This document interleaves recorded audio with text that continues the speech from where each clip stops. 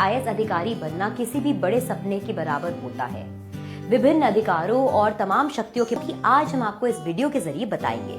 IAS officer की salary details. 7वें वेतन आयोग की सिफारिशों के अनुसार पूर्ण आईएएस कैडर को हम लोग 8 ग्रेड में बांट सकते हैं, जो कि जूनियर स्केल से शुरू होकर कैबिनेट सेक्रेटरी स्केल तक है।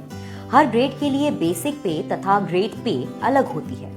इन सब के साथ साथ आईएएस अधिकारी को डियरनेस अलाउंस तथा house rent allowance, convince allowance, medical allowance तथा अन्य बहुत से अलाउंस भी मिलते हैं। जिन आईएएस अधिकारियों को सरकारी आवास प्रदान दिया जाता है, उन्हें हाउस रेंट अलाउंस नहीं मिलता है। डियरनेस अलाउंस हर क्लास के सिटी के लिए अलग होता है। उदाहरण के लिए क्लास ए सिटीज के लिए ज्यादा तथा क्लास सी सिटीज के लिए कम होता है।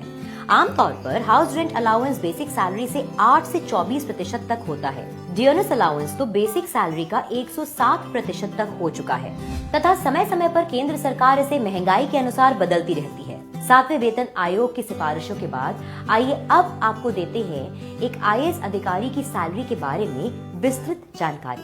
सबसे पहले बात करते हैं जूनियर स्केल ग्रेड के बारे में। इस ग्रेड में बेसिक पे 50,000 से 1,50,000 तक होती है। इसका ग्रेड पे 16,500 रुपए होता है। इस ग्रेड में सेवा काल अनिवार्य नहीं है। इस ग्रेड में जो पद आते हैं वो हैं सब डिविजनल मजिस्ट्रेट, एसडीओ या सब कलेक्टर। 2 साल प्रोबेशन के बाद आप बन सकते हैं। दूसरा ग्रेड होता है सीनियर टाइम स्केल। इस ग्रेड में बेसिक पे होती है 50,000 रुपए से 1,50,001 रुपए तक। इसका ग्रेड पे होता है 20,000 रुपए। इस ग्रेड में सेवा काल 5 साल का होता है। इस ग्रेड में जो पद आते हैं वो होते हैं डिस्ट्रिक्ट मजिस्ट्रेट या कलेक्टर या सरकारी मंत्रालयों का जॉइंट सेक्रेटरी। तीसरा ग्रेड होता है जूनियर एडमिनिस्ट्रेटिव ग्रेड। इस ग्रेड में बेसिक पे होती है 50,000 रुपए से 1,50,002 रुपए तक। इसका ग्रेड पे होता है 23,000 रुपए। इस ग्रेड में सेवा काल होता है 9 वर्षों का। इस ग्रेड में जो पद आते हैं वो है स्पेशल सेक्रेटरी या विभिन्न सरकारी विभागों का प्रमुख। इसके बाद बात करते हैं सिलेक्शन ग्रेड के बारे में। इस ग्रेड में बेसिक पे होती है 1 लाख रुपए से 2 लाख रुपए तक। इसमें ग्रेड पे होता है 26,000 रुपए। इस ग्रेड में सेवा काल होता है 12 से 15 वर्षों का। इस ग्रेड के अंदर जो पद आता है वो है मंत्रालय का सचिव। 5वां ग्रेड है सुपर टाइम स्केल। इस ग्रेड में बेसिक पे होती है 1 लाख रुपए से 2 लाख रुपए तक। इसका ग्रेड पे होता है 30,000 रुपए। इस ग्रेड में सेवा काल होता है 17 से 20 वर्षों तक। और इस ग्रेड में जो पद आते हैं वो है किसी प्रमुख सरकारी विभाग का प्रमुख मुख्य सचिव। अब आपको बताते हैं above super time scale grade के बारे में। इस ग्रेड में बेसिक पे होती है 1 लाख रुपए से 2 लाख रुपए। इसका ग्रेड पे होता है 30,000 रुपए। इस ग्रेड में सेवा काल अलग अलग होता है और इसी के साथ इस ग्रेड में जो पद आते हैं वो भी अलग अलग होते हैं। 7वां ग्रेड है सर्वोच्च स्केल। इस ग्रेड में बेसिक पे होती है 2,40,000 रुपए। इसमें ग्रेड पे अनिवार्य नहीं होता है।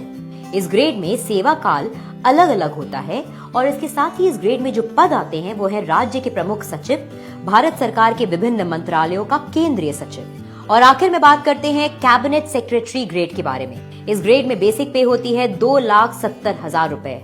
इस ग्रेड में ग्रेड पे अनिवार्य नहीं है। इस ग्रेड का सेवा काल अलग अलग होता है और इस ग्रेड में जो पद आता है वो है भारत के कैबिनेट सेक्रेटरी। आईएएस का वेतन, भत्ते और सुविधाएं भी इन सेवाओं की लोकप्रियता का बहुत बड़ा कारण है।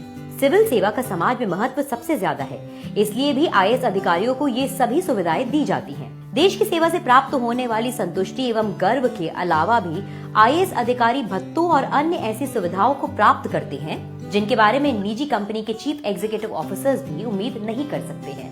हम यहाँ एक आईएएस अधिकारी द्वारा प्राप्त किए जाने वाले भत्तों, सुविधाओं और लाभों के बारे में वर्णन करने का प्रयास कर रहे हैं जो एक आईएएस अधिकारी को अपनी सैलरी के अलावा प्राप्त होते हैं। आवास। आमतौर पर एक आईएएस ऑफिसर को अपने तैनाती वाले राज्य की राजधानी के वीवीआईपी क्षेत्र में एक डुप्लेक्स बंगला दिया जाता है। अन्य जिला या मुख्यालय में पोस्टिंग होने के बावजूद भी निरपेक्ष रूप से उनके द्वारा यह लाभ प्राप्त किया जाता है। राजधानी के बाहर तैनाती की दिशा में उन्हें उस शहर के सबसे अच्छे क्षेत्र में बंगला मिलता है। अधिकतर शहरों में ये बंगला काफी बड़ा होता है और उसमें आगे एक बहुत बड़ा बगीचा भी होता है। अब आपको बताते हैं आईएएस ऑफिसर्स के सर्विस क्वार्टर्स के बारे में।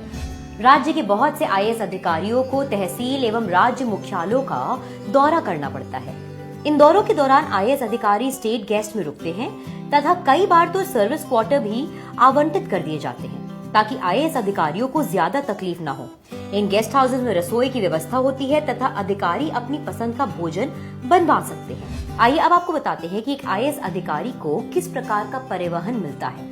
एक आईएएस ऑफिसर को किसी भी सरकारी आयोजन या फिर ऑफिस जाने हेतु कम से कम 1 एवं अधिकतम 3 सरकारी वाहन ड्राइवर सहित आवंटित किए जाते हैं। आईएएस अधिकारी को आवंटित किए गए वाहन का ईंधन एवं रख रखाव सरकार द्वारा प्राप्त होता है। अब आपको बताते हैं कि एक आईएएस अधिकारी एवं उसके परिवार को किस प्रकार की सुरक्षा प्रदान की जाती है। एक आईएएस अधिकारी एवं उसके परिवार को कड़ी सुरक्षा प्रदान करी जाती है। सामान्यतः राज्य मुख्यालय में नियुक्त आईएएस अधिकारी को 3 होम गार्ड एवं 2 बॉडीगार्ड आवंटित किए जाते हैं। उनके जीवन के लिए खतरा होने की स्थिति में एक एसटीएफ कमांडो भी तैनात किया जाता है। जिला मजिस्ट्रेट या जिला आयुक्त के पद पर नियुक्त आईएएस अधिकारी के अंडर पूर्ण पुलिस बल होता है और जरूरत पड़ने पर वो अपनी सुरक्षा के लिए अपना सुरक्षा कवर खुद डिजाइन कर सकते हैं। आइए अब आपको बताते हैं एक आईएएस अधिकारी की रोजमर्रा के बिल्स के बारे में। एक आईएएस अधिकारी को आम घरेलू सेवाओं का भुगतान नहीं करना पड़ता है। उदाहरण के लिए उसके कार्यालय में बिजली या तो मुफ्त प्रदान करवाई जाती है या फिर ज्यादा से ज्यादा सब्सिडी पर प्रोवाइड करवाई जाती है। इसके साथ ही एक आईएएस ऑफिसर को free internet, free mobile calling, free messages के साथ साथ 3 बीएसएनएल के सिम भी मुफ्त में प्रदान किए जाते हैं। इसके साथ ही एक आईएएस अधिकारी को फ्री लैंडलाइन कनेक्शन और एक ब्रॉडबैंड कनेक्शन भी प्रदान किया जाता है। अब हम आपको बताएंगे कि एक आईएएस ऑफिसर को यात्रा के दौरान किस प्रकार की सुविधाएं प्राप्त होती हैं। ऑफिशियल और अनऑफिशियल यात्राओं में एक आईएएस अधिकारी सरकारी बंगले, सर्किट हाउस और अलग अलग राज्यों के विश्राम गृहों में रियायती दरों पर रहने का आनंद लेते हैं। अब आपको हम बताएंगे कि एक आईएएस अधिकारी को किस प्रकार का घरेलू स्टाफ प्रदान किया जाता है। एक आईएएस ऑफिसर को अपने सर्विस क्वार्टर्स के प्रतिदिन के कार्यों की देखरेख की खातिर काफी सारा सर्विस स्टाफ प्रोवाइड किया जाता है।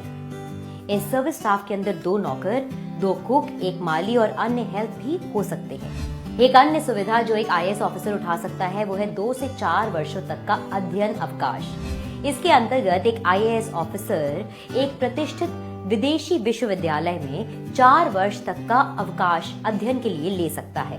इसका पूरा खर्चा सरकार अपने ऊपर उठाती है। अन्य सुविधाएं, एक आईएएस ऑफिसर को अन्य बहुत सारी सुविधाएं प्रदान करी जाती है जैसे पीएफ, ग्रेचुइटी, मेडिकल क्लेम, उम्र भर पेंशन और बहुत सारी पोस्ट रिटायरमेंट बेनिफिट्स भी प्रोवाइड किए जाते हैं। अब आपको बताते हैं आईएएस ऑफिसर्स को मिलने वाले कुछ अनाधिकारिक लाभ। इसके अलावा एक आईएएस अधिकारी को बहुत सारे प्रतिष्ठित कार्यक्रमों में आमंत्रित भी किया जाता है।